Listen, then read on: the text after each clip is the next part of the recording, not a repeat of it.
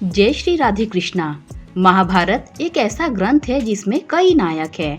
उसमें से एक नायक भीष्म पितामह भी है। सभी लोग जानते हैं कि भीष्म पितामह ने महाभारत की लड़ाई में कौरवों की ओर से युद्ध किया था, लेकिन बहुत से लोग उनके जीवन से जुड़ी बड़ी घटनाओं के बारे में नहीं जानते। जैसे भीष्म पितामह पूर्व जन्म में कौन थे, किसके श्राप के कारण उन्हें मनुष्य योनि में जन्म लेना पड़ा, उनके गुरु कौन थे और उन्हें क्यों अपने ही गुरु से युद्ध करना पड़ा।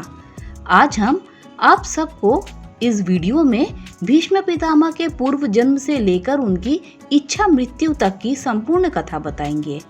महाभारत के आदि पर्व के अनुसार एक बार पृथु आदि वसु अपनी पत्नियों के साथ मेरु पर्वत पर भ्रमण कर रहे थे। वहां वशिष्ठ ऋषि का आश्रम भी था। एक वसु पत्नी की दृष्टि ऋषि वशिष्ठ के आश्रम में बधी नंदिनी गाय पर पड़ गई। उसने उसे अपने पति दो नामक वसु को दिखाया तथा कहा कि यह गाय अपनी सखियों के लिए चाहती है। पत्नी की बात मानकर दो ने अपने भाइयों के साथ उस गाय का हरण कर लिया। जब महर्षि वशिष्ठ अपने आश्रम आए तो उन्होंने दिव्य दृष्टि से सारी बात जान ली। वसुओं के इस कार्य से क्रोधित होकर ऋषि ने उन्हें मनुष्य योनि में जन्म लेने का श्राप दे दिया। जब सभी वसु ऋषि वशिष्ठ से क्षमा मांगने के लिए आए तब ऋषि ने कहा कि तुम सभी वसुओं को तो शीघ्र ही मनुष्य योनि से मुक्ति मिल जाएगी, लेकिन इस दो नामक वसु को अपने कर्म भोगने के लिए बहुत दिनों तक पृथ्वी लोक में ही रहना पड़ेगा। महाभारत के अनुसार दो नामक वसु ने गंगा पुत्र भीष्म के रूप में जन्म लिया था। श्राप के प्रभाव से वे लंबे समय तक पृथ्वी पर रहे और अंत में इच्छा मृत्यु से प्राण त्यागे। कैसे हुआ भीष्म पितामह का जन्म? भीष्म पितामह के पिता का नाम राजा शांतनु था। एक बार शांतनु शिकार खेलते खेलते गंगा तट पर जा पहुंचे। उन्होंने वहां एक परम सुंदरी स्त्री देखी। उसके रूप को देखकर शांतनु उस पर मोहित हो गए। शांतनु ने उसका परिचय पूछते हुए उसे अपनी पत्नी बनने को कहा। उस स्त्री ने इसकी स्वीकृति दे दी, लेकिन एक शर्त रखी कि आप कभी भी मुझे किसी भी काम के लिए रोकेंगे नहीं, अन्यथा उसी पल मैं आपको छोड़कर चली जाऊंगी। शांतनु ने यह शर्त स्वीकार कर ली और उस स्त्री से विवाह कर लिया। इस प्रकार दोनों का जीवन सुखपूर्वक बीतने लगा।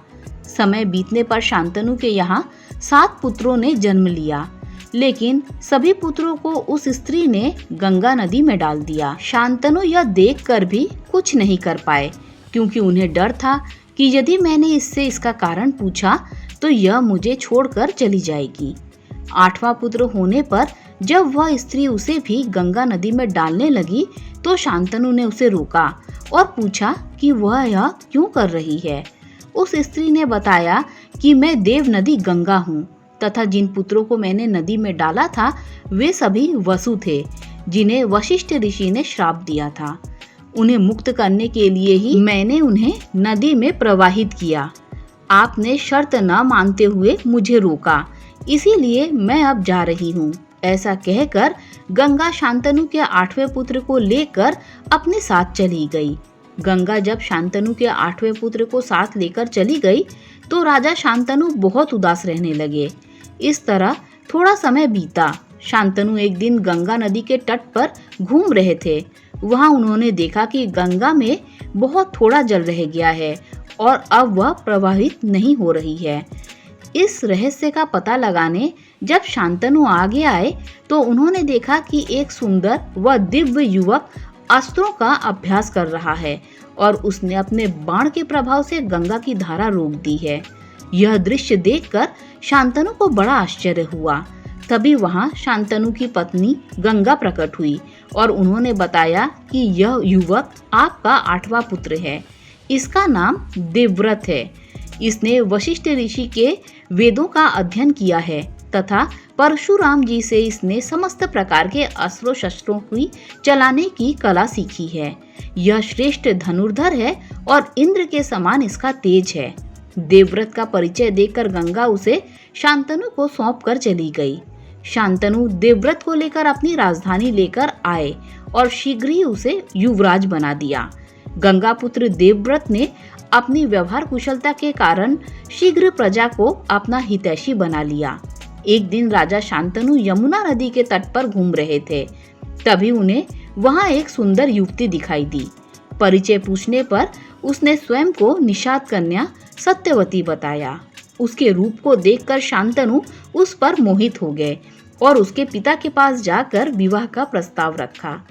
तब उस युवती के पिता ने शर्त रखी कि यदि मेरी कन्या से उत्पन्न संतान ही आपके राज्य की उत्तराधिकारी हो तो मैं इसका विवाह आपके साथ करने को तैयार हूँ। यह सुनकर शांतनु ने निषाद राज को इनकार कर दिया, क्योंकि वे पहले ही देवव्रत को युवराज बना चुके थे। इस घटना के बाद राजा शांतनु चुप से रहने लगे। देवव्रत ने इसका कारण जानना चाहा तो शांतनु ने कुछ नहीं बताया। तब देवव्रत ने शांतनु के मंत्री से पूरी बात जान ली और स्वयं निषाद राज के पास जाकर पिता शांतनु के लिए उस युवती की मांग की। निषाद राज ने देवव्रत के सामने भी वही शर्त रखी। तब देवव्रत ने प्रतिज्ञा लेकर कहा कि आपकी पुत्री के गर्भ से उत्पन्न महाराज शांतनु की संतान ही राज्य की उत्तराधिकारी होगी। तब निषाद राज ने कहा, यदि तुम्हारी संतान ने मेरी पुत्री के संतान को मारकर राज्य प्राप्त कर लिया तो क्या होगा? तब देवव्रत ने सबके सामने अखंड ब्रह्मचर्य की प्रतिज्ञा ली और सत्यवती को ले जाकर अपने पिता को सौंप दिया। तब पिता शांतनु ने देवव्रत को इच्छा मृत्यु का वरदान दिया। देवव्रत की इस भीषण प्रतिज्ञा के कारण ही उनका नाम भीष्म पड़ा। भरतवंशी राजा शांतनु को पत्नी सत्यवती से 2 पुत्र हुए, चित्रांगद और विचित्रवीर्य। दोनों ही बड़े होनहार व पराक्रमी थे। अभी चित्रांगद ने युवावस्था में प्रवेश भी नहीं किया था कि राजा शांतनु स्वर्गवासी हो गए। तब भीष्म ने माता सत्यवती की सम्मति से चित्रांगद को राजगद्दी पर बैठाया, लेकिन कुछ समय तक राज करने के बाद ही उसी के नाम के गंधर्वराज चित्रांगद ने उसका वध कर दिया। तब भीष्म ने विचित्रवीर्य को राजा बनाया। जब भीष्म ने देखा कि विचित्रवीर्य युवा हो चुका है तो उन्होंने उसका विवाह करने का विचार किया। उन्हीं दिनों काशी के राजा की 3 कन्याओं का स्वयंवर भी हो रहा था, लेकिन काशी नरेश ने द्वेषतापूर्वक हस्तिनापुर को न्योता नहीं दिया। क्रोधित होकर भीष्म अकेले ही स्वयंवर में गए और वहां उपस्थित सभी राजाओं व काशी नरेश को हराकर उनकी 3 कन्याओं अंबा, अंबिका व अंबालिका को हर लाए। तब काशी नरेश की बड़ी पुत्री अंबा ने भीष्म से कहा कि वह मन ही मन में राजा शाल्व को अपना पति मान चुकी है। यह बात जानकर भीष्म ने अंबा को उसके इच्छा अनुसार जाने की अनुमति दे दी और शेष 2 कन्याओं का विवाह विचित्रवीर्य से करा दिया। महाभारत के अनुसार भीष्म काशी में हो रहे स्वयंवर से काशीराज की पुत्रियों अंबा, अंबिका और अंबालिका को अपने छोटे भाई विचित्रवीर्य के लिए उठा लाए थे। तब अंबा ने भीष्म को बताया कि मन ही मन किसी और को अपना पति मान चुकी है। तब भीष्म ने उसे ससम्मान छोड़ दिया, लेकिन हरण कर लिए जाने पर उसने अंबा को अस्वीकार कर दिया। तब अंबा भीष्म के गुरु परशुराम के पास पहुंची और उन्हें अपनी व्यथा सुनाई। अंबा की बात सुनकर भगवान परशुराम ने भीष्म को उससे विवाह करने के लिए कहा, लेकिन ब्रह्मचारी होने के कारण भीष्म ने ऐसा करने से इनकार कर दिया। तब परशुराम और भीष्म में भीषण युद्ध हुआ और अंत में अपने पितरों की बात मानकर भगवान परशुराम ने अपने अस्त्र रख दिए। इस प्रकार इस युद्ध में न किसी की हार हुई न किसी की जीत। अगले जन्म में अंबा ने शिखंडी के रूप में जन्म लिया और भीष्म की मृत्यु का कारण बनी। जिस समय कौरवों और पांडवों का युद्ध शुरू होने वाला था, उसी समय धर्मराज युधिष्ठिर अपने रथ से उतरकर कौरव सेना की ओर चल दिए। कौरव सेना में जाकर युधिष्ठिर ने सबसे पहले भीष्म पितामह से आशीर्वाद लिया और युद्ध करने के लिए उनसे आज्ञा मांगी। तब भीष्म ने कहा कि यदि तुम इस समय मेरे पास न आए होते तो मैं तुम्हारी पराजय के लिए तुम्हें श्राप दे देता, लेकिन अब मैं तुमसे बहुत प्रसन्न हूँ। तुम युद्ध करो, तुम्हारी ही विजय होगी।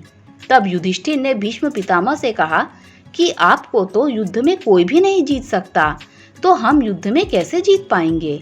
भीष्म ने कहा, संग्राम भूमि में युद्ध करते समय मुझे जीत सके ऐसे तो मुझे कोई दिखाई नहीं देता। मेरी मृत्यु का भी कोई निश्चित समय नहीं है, इसीलिए तुम किसी दूसरे समय आकर मुझसे मिलना। जब पांडवों व कौरवों का युद्ध प्रारंभ हुआ उस समय कौरवों के सेनापति भीष्म पितामह ही थे। युद्ध के तीसरे दिन भीष्म पितामह ने पांडवों की सेना पर भयंकर बाण वर्षा कर भयभीत कर दिया।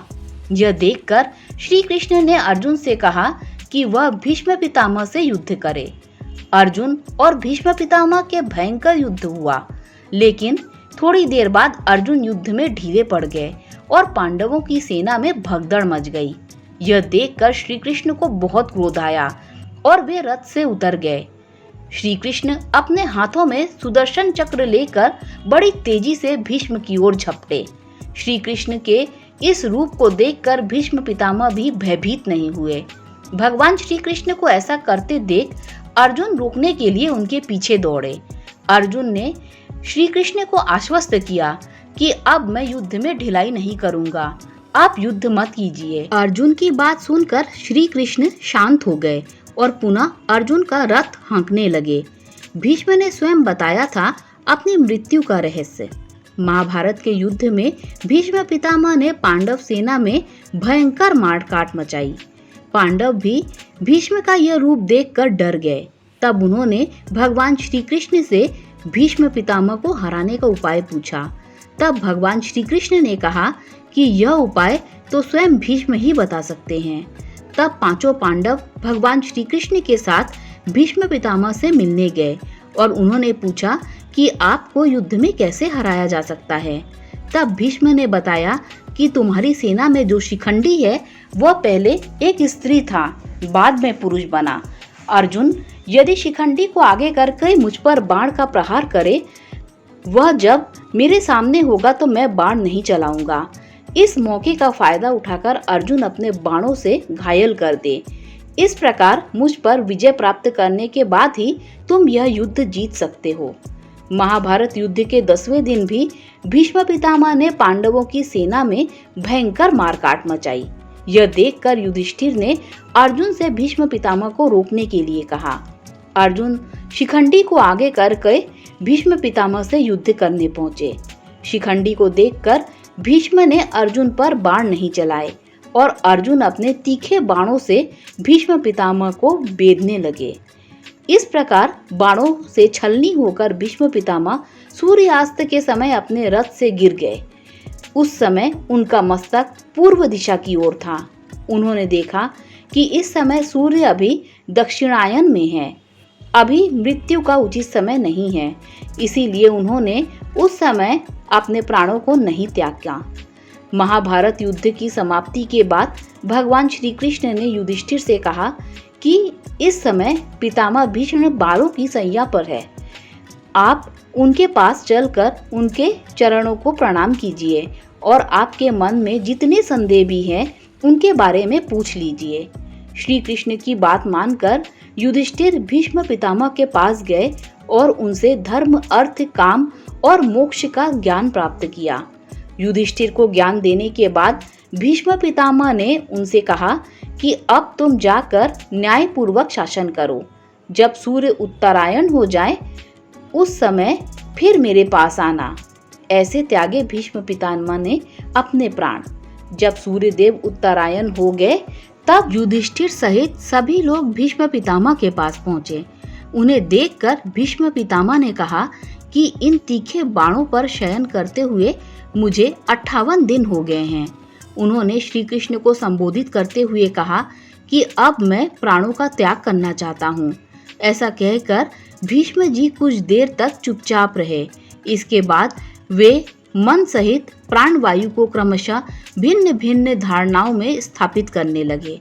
भीष्म जी का प्राण उनके जिस अंग को त्याग कर ऊपर उठता था उस अंग के बाण अपने आप निकल जाते और उनका घाव भी भर जाता। भीष्म जी ने अपने देह के सभी द्वारों को बंद करके प्राण को सब ओर से रोक लिया। इसीलिए अब उनका मस्तक फोड़कर आकाश में चला गया। इस प्रकार महात्मा भीष्म के प्राण आकाश में विलीन हो गए। दोस्तों, अगर आपको ये वीडियो अच्छी लगी हो तो लाइक शेयर सब्सक्राइब कीजिए। Thanks for watching this video.